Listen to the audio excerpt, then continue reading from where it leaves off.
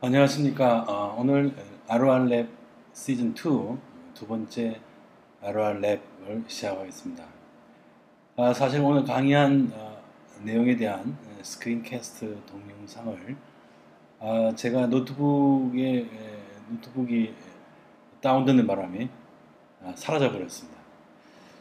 그래서 다시 동영상을 혼자 방에 앉아서 스크린캐스트를 제작하고 있습니다. 우울합니다. 어쨌든 오늘 강의했던 내용을 최대한 되살리면서 다시 강의를 하겠습니다. 지난번 시간에 레일즈에 대한 첫 번째 강의를 시작하면서 블로그 프로젝트에 대한 내용 중 포스트를 스카폴딩해서 만드는 작업까지 했습니다. 자, 오늘 그 포스트 제작 과정에서 만들어지는 다양한 리소스에 대한 코드들을 분석해보고 끝날 무렵에 기트와 기토시스의 사용법에 대해서 간단히 설명드리고 그 다음에 정창호님이 드랍박스를 이용해서 리모트 기트 리소스 서버를 활용하는 방법에 대해서 소개를 하도록 하겠습니다. 우선 현재 레일즈 가이드에 나와 있는 샘플 프로젝트인 블로그 프로젝트는 보시는 바와 같이 포스트 모델과 그리고 코멘트 모델 그리고 태그 모델 3개의 모델로 구성되어 있습니다. 포스트는 일단 코멘트가 여러 개 있죠. 그래서 포스트 하나에 여러 개의 코멘트가 연결되는 원투매니 방식의 어소시션이 연결되고 또 포스트는 또 많은 여러 개의 태그로 연결되어서 원투매니 어소시션 관계로 연결이 되겠습니다. 포스트의 입력 폼은 태그에 대한 입력 폼을 네스티드 형태로 가지고 있습니다. 그래서 레일즈의 form for helper 메소드를 이용해서 포스트에 입력 폼을 만들게 되는데 그 form for helper 메소드의 블록 내에 fields for라는 폼 빌더 helper 메소드를 이용해서 태그 리소스에 대해서 입력 폼을 만들게 되겠습니다. 이와는 달리 커멘트는 별도의 폼4를 가지면서 포스트에는 일대다로 연결이 되는 것이죠. 다시 말해서 별도의 폼을 가지는 폼과 또 페어런트 폼에 네스티드 된 형태의 폼을 가지는 태그에 대해서 설명을 진행하도록 하겠습니다. 우선 스카폴딩 제너레이터를 이용해서 지난 시간에 포스트를 만들었었습니다. 커맨드 라인에서는 이렇게 레일즈 제너레이트 스카폴드 포스트 이런 식으로 포스트에 대한 스카폴딩을 만들어주는데 이때 포스트 다음에 클래스의 속성들을 나열해주고 있습니다. name, title, content. 레일즈에서는 일단 이 스카폴드 제너레이터에서 속성들의 디폴트를 스트링으로 가지고 있기 때문에 스트링은 생략해도 되겠습니다. 그래서 name, title, content. content는 스트링이 아니라 텍스트 데이터 타입이기 때문에 별도의 텍스트 데이터 타입을 진용해 줘야 되겠습니다. 이렇게 해서 스카폴드 제너레이터를 이용해서 만들게 되면은 레일즈의 스카폴드 제너레이터는 MVC에 대한 리소스를 자동으로 생성해 주게 되겠습니다. 이것 외에도 sh나 헬퍼 그리고 테스트 유닛 별도의 routes.rb 파일에다가 해당 리소스에 대한 라우트를 정의해 주게 되겠습니다. 레일즈의 제너레이터는 여러 가지가 있는데 예를 들면 레일즈 generate 라고 해도 되고 줄여서 레일스 G만 써도 되겠습니다. 레일스 G를 치게 되면은 레일스에서 제너레이터를 사용할 수 있는 것들의 리스트를 볼 수가 있습니다. 여기 보시는 바와 같이 좀 전에 말씀드렸던 제너레이터, 스카폴드 제너레이터가 여기 있고, 그 다음에 모델 제너레이터, 모델만을 만들어주는 모델 제너레이터가 있고, 또 특수한 목적의 마이그레이션 파일을 만들어주는 레일스 마이그레이션 할 수 있는 제너레이터가 있고, 그 다음에 컨트롤러 제너레이터가 있습니다. 그 외에도 여러 가지 제너레이터가 있는데, 우선 여기서는 컨트롤러가, 그 다음에 모델, 그 다음에 스카폴드 제너레이터 이 세 가지만 대해서 알고 있어도 사용하는데 큰 문제가 없습니다.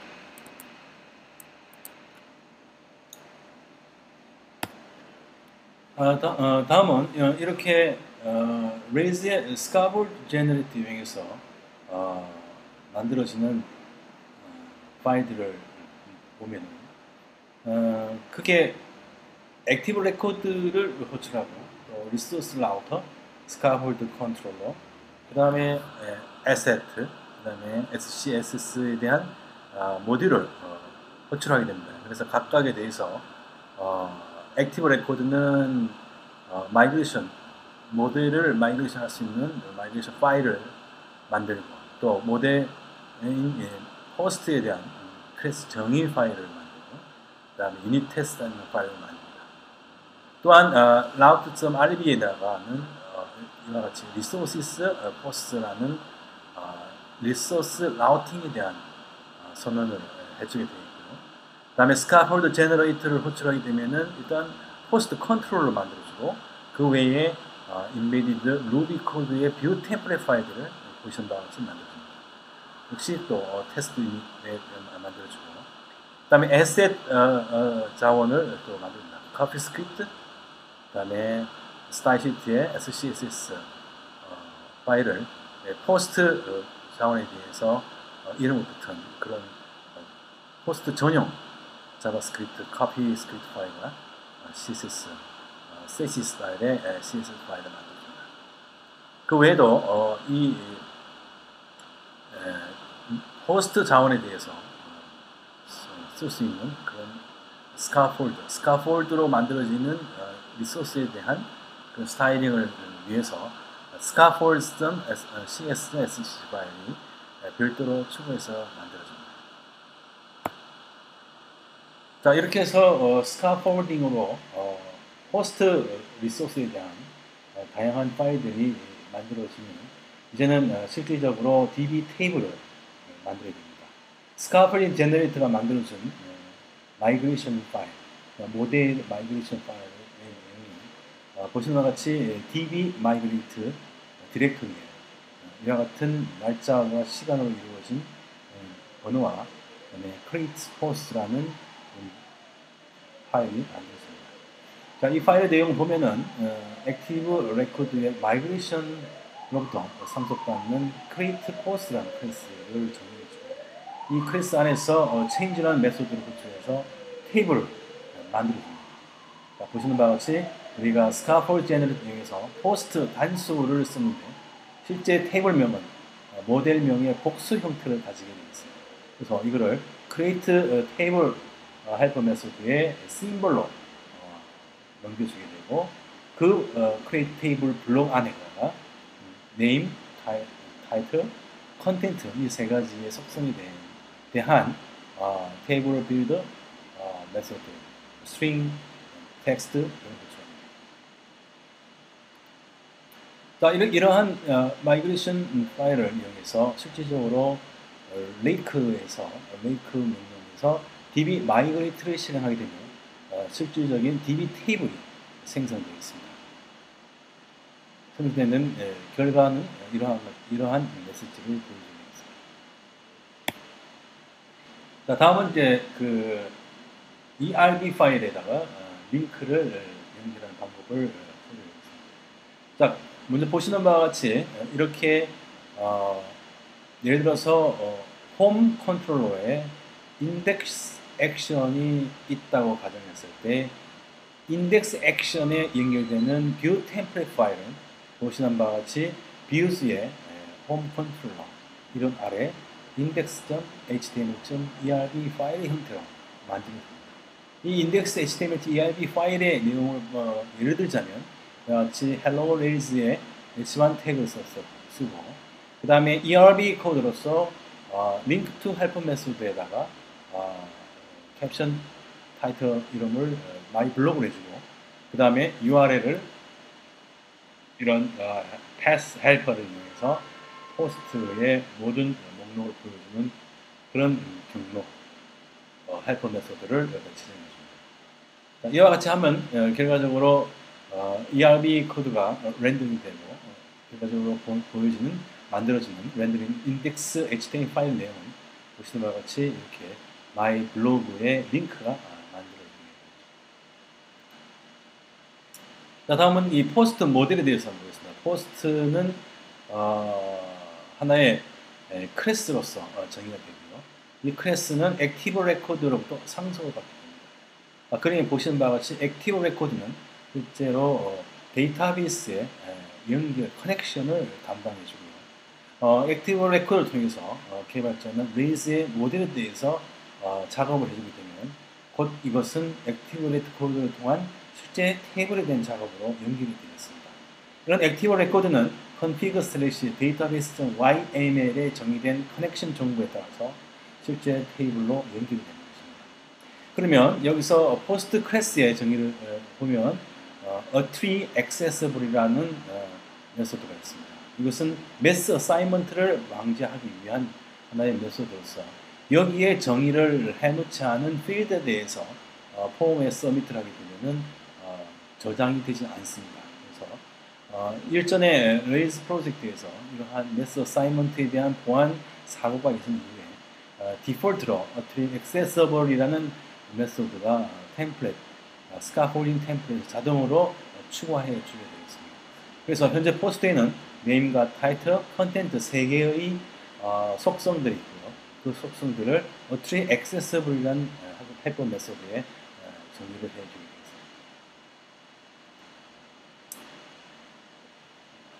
다음으로 우리가 생각해야 될 것은 데이터의 이유성 검증을 조금 전에 보셨던 포스트 클래스 파일에다가 클래스에다가 정의를 해줘야 됩니다.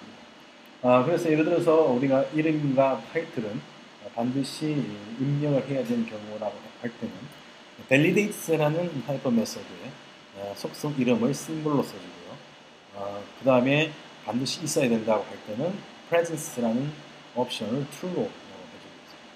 그 다음에 validate 타이틀도 분명히 있어야 되고 이때는 타이틀의 길이를 최소 5개 이상 되어야 된다라고 정의를 선언을 해주게 되겠습니다. 자, 그럼 이제 콘솔에 대해서 설명드리겠습니다. 레이즈를 개발할 때는 실제로 레이즈의 커맨드 라인에 레이즈 콘솔이 상당히 유용하게 사용될 수 있습니다.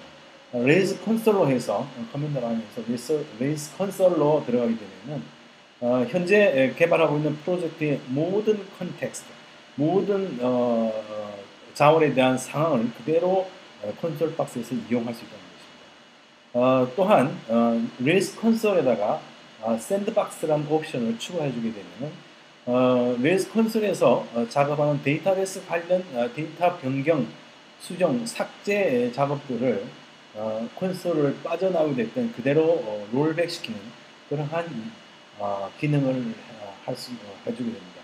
그래서 실제로 레이스 콘솔에서 테스트 모드에서 데이터베이스의 데이터 핸들링 조작을 하고 나서 취소할 경우에는 이렇게 레이스 콘솔의 샌드박스 옵션을 붙여서 사용하면 되겠습니다. 일단 레이스 콘솔을 샌드박스 형태로 들어오게 되면 일단 디폴트로 레이스 콘솔은 개발 환경으로 로딩을 하게 되겠습니다. 그리고 현재 샌드박스로 들어와 있다는 것을 알려주고 있고요. 그 다음에 이렇게 레이스 콘솔의 프롬프트에서 보시는 바와 같이 post.all 치게 되면 포스트 테이블에 있는 모든 레코드를 불러오게 되겠습니다. 이와 같이 post.all을 쓰는 것 같이 현재 이것은 레이즈의 포스트 컨트롤의 인덱스에 정의되어 있는 정의되어 있는 한 줄이 되겠죠. 이와 같이 이러한 자원들 포스트 클래스가 정의되어 있기 때문에 그 클래스를 그대로 콘솔에서도 사용할 수 있다는 장점이 있습니다. 자, 또 한 가지 레이스 콘솔을 이용할 때 도움이 되는 내용은 현재 레이스 콘솔 창이 열려 있고 또 실제로 소스 코드를 변경 작업을 에디트에서 하고 있을 때 그 변경된 내용을 반영하기 위해서는 반드시 콘솔에서 콘솔 프롬프트에서 리로드 느낌표를 실행해 줘야만 현재 수정한 소스를 수정한 내용이 콘솔 내에서도 반영이 된다는 사실입니다. 이것은 상당히 중요한 내용이기 때문에 기억을 해두시기 바랍니다. 다음은 모든 포스트를 목록을 보여주는 인덱스 액션에 대해서 말씀드리겠습니다. 일단 포스트라는 모델에 대해서 스카폴딩으로 포스트 리소스를 만든 상황에서 자동으로 만들어지는 컨트롤러는 앱 컨트롤러에 포스트 언더바 컨트롤러.rb 파일이 있죠. 그 안에 보면은 포스트 리소스에 대한 그런 액션들이 나열되어 있습니다. 그 중에 첫 번째 인덱스 액션에 대해서 설명해 드리겠습니다. 인덱스 액션의 내용을 보면은 우선 포스트 클래스에 대해서 all이라는 find 메소드를 사용하게 되겠습니다. 그러면 포스트의 모든 레코드를 불러와서 포스트 복수입니다. 단복수를 위하시기 바랍니다. 그래서 인스턴트 변수인 포스트에다가 할당을 해줍니다. 이때 all이라는 find 메소드를 쓰게 되면 각각의 레코드가 하나의 포스트 인스턴트 변수의 배열로 리턴된다는 것입니다. 이러한 처리가 끝나면 인덱스 액션은 다시 말해서 액션은 반드시 액션 후에 view 템플릿으로 연결이 되어야 됩니다. 그래서 그 리스폰스를 HTML 폼으로 보낼 것이냐 아니면 JSON 포맷으로 보낼 것이냐 하는 그 옵션을 respond to have 메소드의 블록 안에다가 정의를 해줘야 되겠습니다. 그러니까 디폴트로 이 정의를 하지 않아도 여기서는 index action 다음에 view 템플릿으로 액션 이름과 같은 view 템플릿 이름을 만들죠. 그래서 index.html.erb 파일을 찾아서 렌더링 해주게 됩니다. 자, 아래 콘솔에서 작업한 내용을 보시면 똑같이 이렇게 포스트 포스트 자원에 대해서 모두 불러오게 포스트 변수를 받게 되겠죠. 이거는 결국 이제 SQL문을 구축하게 되겠고요. 또 이러한 포스트에 대한 클래스를 보면 배열 형태로 반영되는 것입니다. 이와 반대로 포스트 클래스에 대해서 all find 메소드를 쓰지 말고 scope드라는 헬퍼 메소드를 쓰게 되면 그 결과는 여기 S 복수가 되는 게 좋겠죠. 물론 이런 상태도 별 문제도 없지만 이 포스트로 넘겨진 결과 값에 대한 클래스를 보면은 relation이라는 타입을 가지게 되겠습니다. 그럼 이런 active record relation과 array를 리턴하는 이 all과 scoped have 메소드의 차이는 뭐냐 하면 scoped 다음에는 이어서 이러한 find 메소드를 체인 형태로 점을 찍은 다음에 계속 이어서 붙여서 쓸 수 있다는 겁니다. 예를 들어서 scope 다음에 점을 찍고 where 메소드를 쓴다든지 auto 메소드를 쓴다든지 뭐 이런 식으로 계속 연결해서 쓸 수 있고 또 이런 리턴된 값에 대해서 또 이런 체인 형태로 find 옵션들을 추가해서 쓸 수 있다는 그런 장점이 있습니다. 자, 이것은 인덱스 액션이 작업을 끝낸 후에 view 템플릿에 연결되는 파일입니다. 인덱스 액션의 이름에다가 html.erb 파일을 붙인 파일을 views 디렉토리의 post 컨트롤러 디렉토리에 views 디렉토리의 post 디렉토리 아래에다가 위치하게 됩니다. 자, 여기서 한 가지 눈여겨봐야 될 것은 이와 같이 액션에서 만들어지는 인스턴스 변수는 그 해당 액션의 view 템플릿에서 그대로 불러다가 쓸 수 있습니다. 그대로 쓸 수 있다는 것입니다. 그래서 요거를 잘 기억해 두시기 바랍니다. 물론 이제 이 인스턴스 변수의 스코프라는 것은 해당 액션에서만 범주로 인정이 되겠죠. 스코프로. 그래서 인덱스 액션에서 만들어진 인스턴트 변수는 다른 액션에서는 쓸 수 없겠죠. 자, 이렇게 이 안에 내용을 보면은 인덱스 HTML ERB 파일의 내용을 보면은요, 이러한 테이블, HTML 테이블 태그들이 나열되어 있고, 그 다음에 액션에서 만들어진 호스트 인스턴스는 하나의 이제 배열 형태로 이제 만들어지죠. 이것을 각각에 대해서 이 두 블록 안의 것을 반복해서 렌더링하게 되겠습니다. 그 다음에 new post, 새로운 포스트를 만들기 위한 링크를 만들어줍니다. 아까 설명드린 바와 같이 link to help 메소드를 이용해서 new post pass라는 REST 방식의 pass help 메소드를 이용해서 연결된 URL을 지원해 주게 되겠습니다. 다음은 레이아웃을 보시겠습니다. 레이아웃은 뷰 템플릿을 위한 하나의 컨테이너로서 생각하면 되겠습니다. 일단 레이즈에서는 처음에 레이즈 프로젝트를 만들게 되면 기본적으로 앱 뷰스 레이아웃 디렉토리에 application.html.erb 파일을 만들어줍니다. 이것이 어플리케이션 전체의 레이아웃이라고 생각하시면 되겠습니다. 예전 버전에서는 이런 스카폴딩을 하게 되면 각각의 리소스에 대해서, 다시 말해서 여기서는 포스트가 되겠죠. 포스트 전용 레이아웃도 같이 만들어줬습니다. 다시 말해서 레이아웃에다가 슬래시 application html 뿐만 아니라 post.html 파일을 만들어줬습니다만은 최근 버전에서는 각 해당 리소스에 대한 레이아웃은 레이아웃 파일을 생성하지 않습니다. 그래서 필요한 경우에는 우리가 수작업으로서 해당 컨트롤러 이름에다가 html.erb 파일을 붙여서 전용 레이아웃을 만들어 주게 되겠습니다. 자, 보시는 바와 같이 전체의 이 HTML 파일, application HTML ERB 파일은 하나의 완벽한 HTML 문서 파일이 되겠죠. 자, HTML 헤더가 있고 바디가 있고, 이 바디와 바디 태그 사이에 ERB build head 메소드를 호출하는 그런 ERB 코드를 삽입하게 되면 각각의 컨트롤러의 액션에서 만들어지는 뷰 템플릿 결과가 바로 이 build에 삽입이 되게 되는 것입니다. 그래서 전체 레이아웃에서 해당 컨트롤러의 액션 뷰 템플릿의 렌더링 결과가 바로 build 안으로 들어오게 된다는 것입니다. 자, 다음은 포스트를 새로 생성하기입니다. 아까 설명드린 바와 같이 포스트 컨트롤러의 여러 가지 액션 중에 new action에 해당되겠습니다.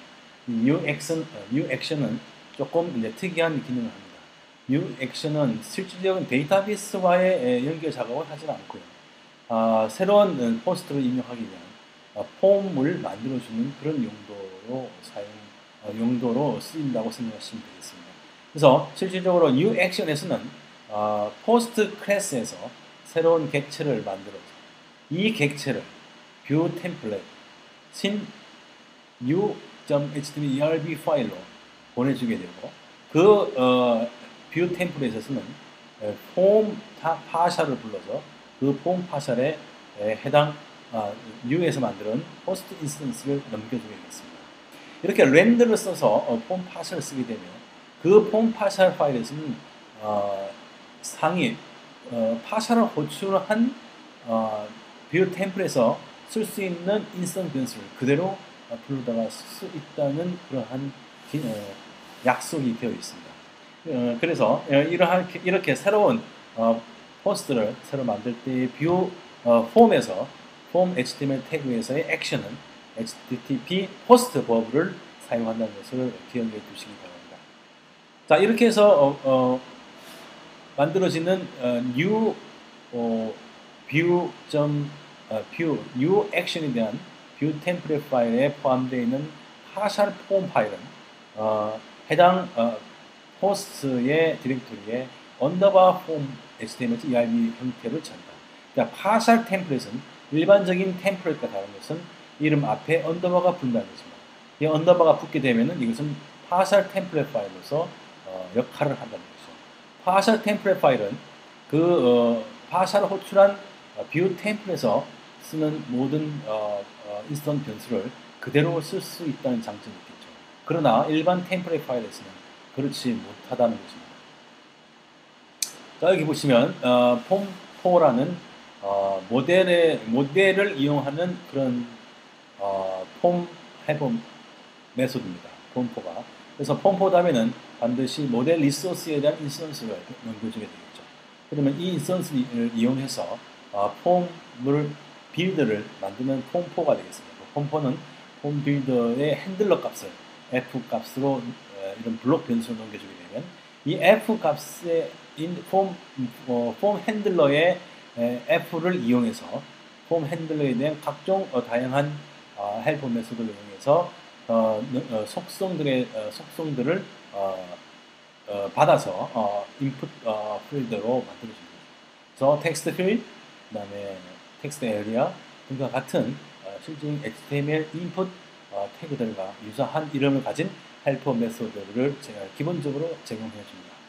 자, 또 하나 마찬가지, 여기 또 하나 밑에 보면 이러한 폼 핸들러의 메소드 중에 submit라는 것은 submit이라는 그런 헬퍼 메소드는 아주 영리한 헬퍼 메소드였습니다. 같이 말해서 현재 넘어온 이 리소스는 new action에서 만든 리소스인데요.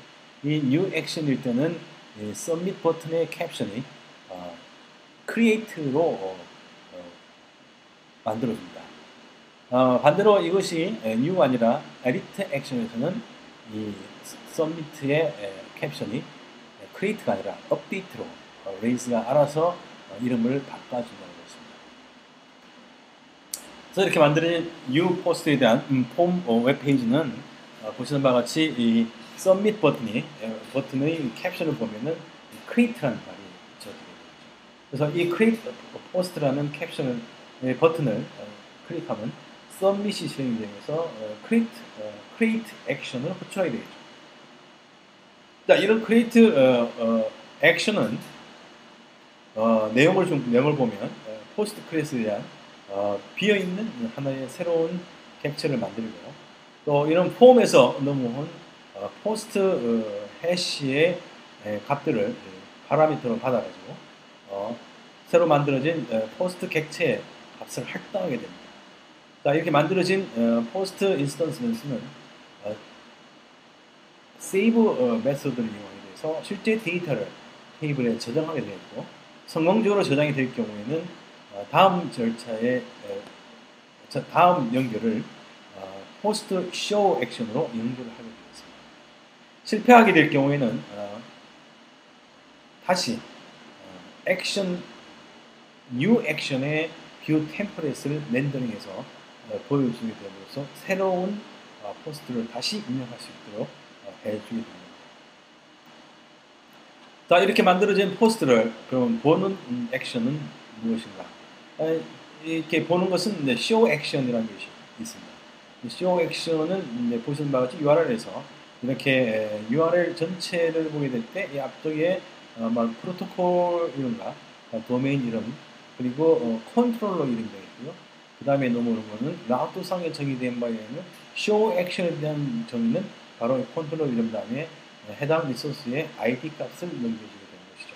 그래서 쇼 액션 내용을 보면 똑같이 포스트 클래스에 대해서 find the 메소드를 호출해서 넘어온 ID 값을 이용해서 특정 포스트를 가져오게 되겠습니다. 그러면 이 포스트 인스턴트 변수에 할당하게 되겠고 이것은 다음으로 show html.erb로 리스폰스 erb의 뷰 템플릿을 렌더링하게 되는 것이죠. 자, 실질적으로 show.html erb 파일 내용 보면요. show 액션에서 만든 포스트 인스턴트 변수를 이와 같이 속성 이름이 점 속성 이름으로 이렇게 쉽게 표기를 해줄 수가 있죠.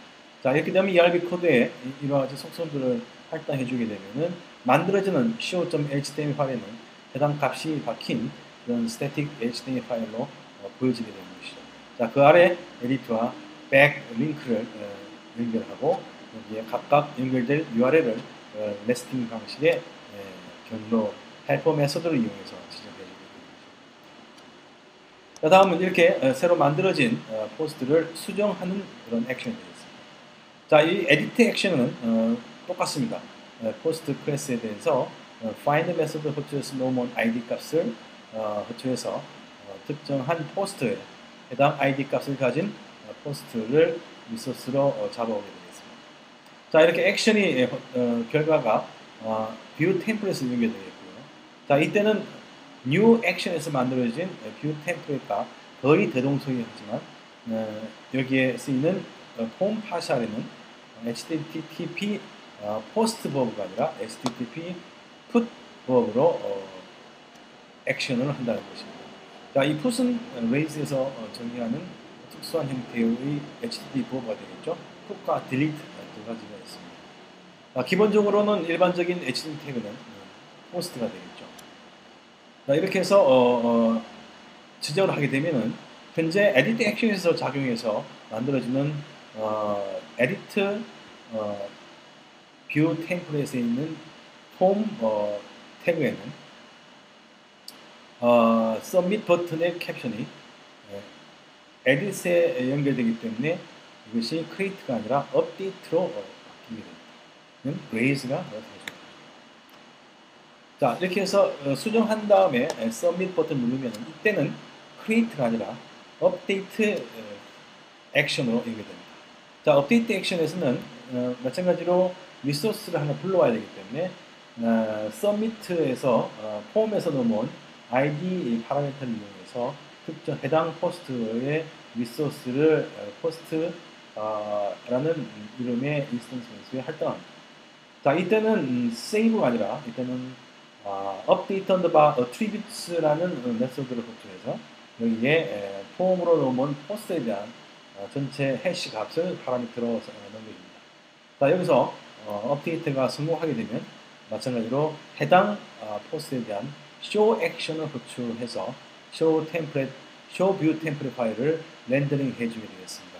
실패할 경우에는 다시 edit 액션에 있는 view 템플릿을 렌더링 하게 되는 것이죠. 자, 이렇게 수정 작업까지 하고 나서 이 다음에 이제 이 해당 특정 포스트가 필요 없을 경우에 삭제를 하게 되겠죠. 레일스에서는 이 삭제 시에 사용하는 액션 이름을 destroy라고 약속을 해놨습니다. 그래서 이 destroy 액션에서도 마찬가지로 넘어온 id 파라미터 값을 이용해서 해당 포스트의 리소스를 포스트 인스턴스에 할당을 하게 되겠고, 그 다음에 액티브 레코드의 헬프 메소드 중에서 destroy 메소드를 호출하게 되면 실질적으로 테이블에 있는 특정 해당 레코드를 삭제를 하게 되겠습니다. 그 다음에 destroy 액션이 끝나면 그 다음에 포스트 전체 목록을 보여주는 post underbar URL 목록으로 이동을 하게 되겠습니다. 여기서는 post underbar URL을 썼는데 이런 URL과 post underbar path와의 차이는 있죠. URL은 전체 URL 이름을 다 넘겨줘야 되겠고, path는 상대적인 경로만을 넘겨줘야 되겠죠. 그래서 도메인 이름을 뺀 나머지 컨트롤러 이름 뭐 이런 이름을 됩니다. 자, 오늘 이제 그 포스트를 스카폴딩에서 만드는 과정, 그리고 만들어지는 스카폴딩에서 만들어지는 각 소스에 대한 그런 분석을 레일스 가이드에 있는 내용대로 설명드렸습니다.